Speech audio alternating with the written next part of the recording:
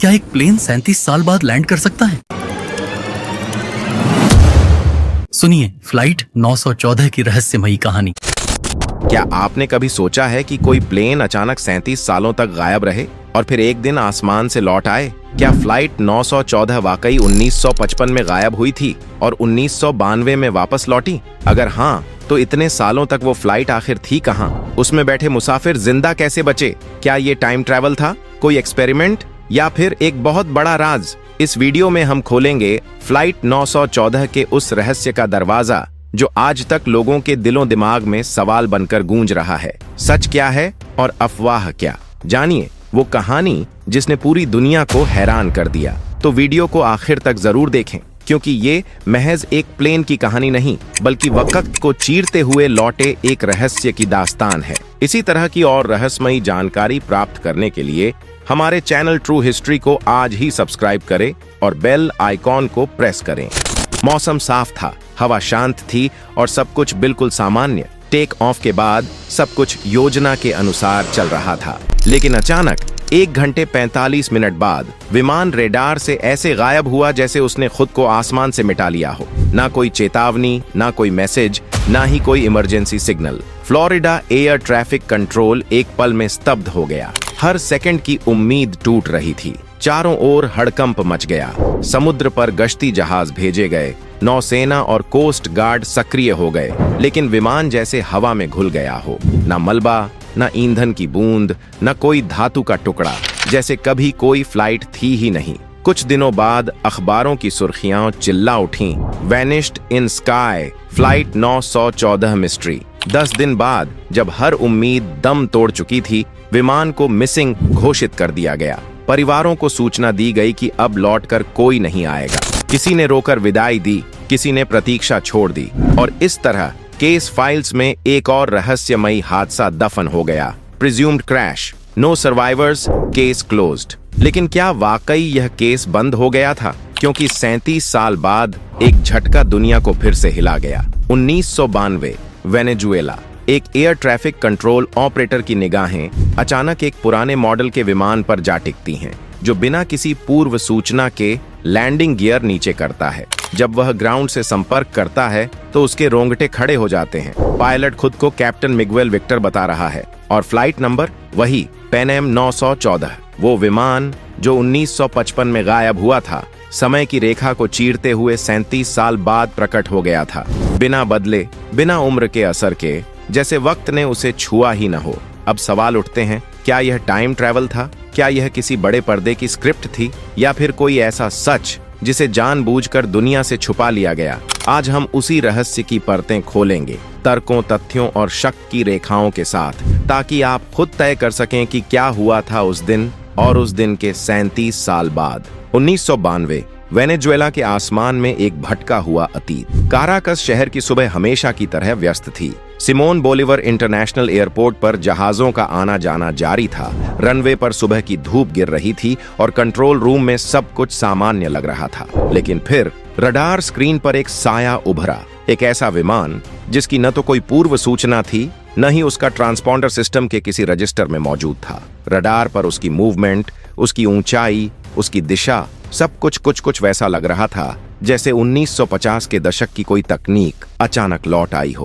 Control room में बैठे अधिकारियों ने पहले इसे कोई पुराना मिलिट्री जहाज समझा या शायद किसी प्राइवेट कंपनी की भूल, लेकिन जब रेडियो पर उससे संपर्क किया गया तो जो आवाज मिली उसने पूरे कमरे की रूह जमा दी। This is Pan Am flight 914 requesting permission to land from New York to Miami.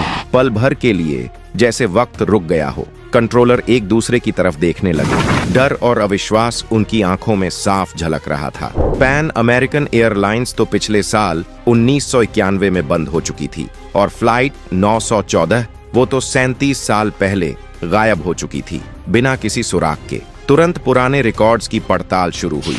Codes मिलाए गए, कॉल साइन चेक किया गया, और फिर जो सामने आया उसने हर संदेह को हकीकत में बदल दिया। कैप्टन का नाम मिगुएल विक्टर, वही नाम जो फ्लाइट 914 की उड़ान सूची में दर्ज था। ट्रांसपॉन्डर कोड भी वही। सब कुछ जैसे समय ने उस उड़ान को वहीं रोक दिया हो जहां से उसने विदा ली थी। एयरपोर्ट प्रशासन तुरंत हरकत में आया। सुरक्षा बलों को तैनात किया गया, मेडिकल स्टाफ को बुलाया गया इमिग्रेशन टीमें अलर्ट हो गईं और तभी घोषणा हुई, Pan Am flight 914 clear to land on runway 5। थोड़ी ही देर में नीले आसमान से एक पुराना हवाई जहाज उतरा, डगलस DC-4, जिसकी बॉडी पर मिट्टी जमी थी। पेंट जगह जगह से उड़ चुका था, विंग्स पर हल्का जंग लगा था और आधुनिक नेविगेशन सिस्टम का नामो निशान नहीं था। जैसे किसी संग्रहालय से निकलकर हवा में उड़ते उड़ते वह मशीन वापस आ गई हो। लेकिन असली झटका तब लगा जब दरवाजा खुला। यात्री एक एक कर बाहर आने लगे। महिलाएं 50 के दशक की घुटनों तक की स्कर्ट में थीं। पुरुषों ने फेडोरा हैट और पुराने डिजाइन के सूट पहन रखे थे। उनके हाथों में थे पुराने स्टाइल के सूटकेस और टिकट, हाथ से लिखे हुए कागज के टुकड़े। कोई बारकोड नहीं, कोई इलेक्ट्रॉनिक डेटा नहीं, सब कुछ जैसे पुराने जमाने की फोटोग्राफ से निकला हो। एक महिला गोद में बच्चा लिए खड़ी थी, शायद 3 साल का होगा। लेकिन यदि 1955 में वो 3 साल का था, तो आज 1992 में उसकी उम्र 40 के पार होनी चाहिए थी। तो फिर यह सब क्या था? एक तकनीकी गलती, एक सोची समझी साजिश, या फिर समय की किसी दरार से फिसलकर लौट आया वह विमान? लोगों की नजरें उस पल जैसे जम गई थीं। काराकस एयरपोर्ट पर हर किसी का चेहरा हैरानी से भरा हुआ था। उस पुराने धूल सने विमान से जब यात्री बाहर निकले तो उनका चेहरा किसी भ्रमित इंसान की तरह था, जैसे वो किसी दूसरी दुनिया में उतर आए हों। घटना की शुरुआत सुबह 9:15 बजे हुई थी और कुछ ही घंटों में यह खबर मीडिया तक पहुंच गई। देखते ही देखते न्यूज चैनलों की हेडलाइंस में एक ही बात थी, सालों बाद लौटी रहस्यमयी फ्लाइट। क्या टाइम ट्रैवल हुआ है? टाइम ट्रैवलर प्लेन ने लैंडिंग की। हर जगह हड़कंप मच गया। कैमरे चमकने लगे, रिपोर्टर्स की भीड़ उमड़ पड़ी और सरकारी एजेंसियों की सक्रियता अचानक तेज हो गई। एयरपोर्ट पर इमिग्रेशन ऑफिसर हुवान दे ला कोर्ट को जांच के लिए विमान के पास भेजा गया। उसने जैसे ही पूछताछ शुरू की, पायलट ने अचानक दरवाजा बंद कर दिया और बिना किसी अनुमति या संकेत के विमान दोबारा उड़ गया। सब हैरान, स्तब्ध और डरे हुए बस आसमान की ओर देखते रह गए। वो विमान फिर कभी नहीं देखा गया। इस घटना ने पूरी दुनिया को 2 हिस्सों में बांट दिया। एक वर्ग का मानना था कि ये घटना टाइम ट्रैवल का जीवित प्रमाण है, वहीं दूसरा वर्ग इसे एक शातिर अफवाह या कल्पित कहानी मानता रहा। लेकिन असली मोड़ तब आया जब 1993 में अमेरिका के मशहूर टैबलॉइड वीकली वर्ल्ड न्यूज ने एक विस्फोटक आर्टिकल प्रकाशित किया। उसकी हेडलाइन थी, वापस लौटी फ्लाइट 1955 से सीधा 1992 में। इस रिपोर्ट में चौंकाने वाले दावे किए गए थे। कहा गया कि विमान और उसमें मौजूद यात्रियों को कुछ समय के लिए सरकारी एजेंसियों ने अपने कब्जे में लिया था। लेकिन जो बात सबसे ज्यादा डरावनी और रहस्यमयी थी, वो ये कि यात्रियों की उम्र में कोई बदलाव नहीं आया था। वे वैसे ही दिख रहे थे जैसे 1955 में थे। न कोई झुर्रियां, न कोई बूढ़ापन। रिपोर्ट के अनुसार पायलट और कुछ यात्रियों ने खुद यह स्वीकार किया कि उनके लिए समय बीता ही नहीं। उनके मुताबिक उन्होंने तो सिर्फ कुछ ही घंटों की उड़ान भरी थी। और फिर रिपोर्ट में कुछ पुरानी धुंधली तस्वीरें भी थीं, जिनमें यात्री पुराने कपड़ों में डरे सहमे से खड़े नजर आ रहे थे। रिपोर्ट में कराकस ATC ऑफिसर जुआन दे ला कोर्ट का एक इंटरव्यू भी शामिल था, जिसमें उसने कहा था, मैंने खुद रेडियो पर उस पायलट की आवाज सुनी थी। वो मिगवेल ही था, वही 1955 वाला कैप्टन। अब सवाल ये है, क्या ये सब हकीकत थी या सिर्फ कल्पना की उड़ान? क्या वाकई फ्लाइट 914 समय की दीवार चीरकर लौटी थी, या ये इंसानों की सबसे चालाक स्क्रिप्ट थी? हम न्यूयॉर्क से मियामी जा रहे थे। ये सुनते ही कराकस एयरपोर्ट के कंट्रोल टावर में मौजूद अधिकारी क्वांदेला कोर्टे चौंक गए। सामने खड़ा विमान, उसमें बैठे लोग, उनकी वेशभूषा, सब कुछ 1950 के दशक जैसा लग रहा था। जैसे ही फ्लाइट 914 ने लैंड किया, कोर्टे ने नोटिस किया, न रडार पर सिग्नल, न कोई मॉडर्न कोड, और फिर उसे चुप रहने के लिए मजबूर किया गया। NDA साइन करवाई गई और धमकी दी गई, अगर कुछ बोला तो अंजाम बुरा होगा। लेकिन सालों बाद एक अखबार ने ये कहानी उजागर कर दी। रिपोर्ट्स में दावा किया गया कि इस फ्लाइट को सीक्रेट मिलिट्री बेस पर ले जाया गया। यात्रियों पर गुप्त टेस्ट हुए और ये सब टाइम डायलेशन या डायमेंशनल रिफ्ट जैसे सिद्धांतों से जुड़ा हो सकता है। सरकारें मुकर गईं, लेकिन सवाल अब भी कायम है, अगर ये झूठ था तो कोर्टे जैसा अनुभवी अफसर इतना बड़ा रिस्क क्यों लेता? लेकिन हाल ही में कई फेक खबरों का सच जानने वाली न्यूज साइट्स ने इस पूरी कहानी पर से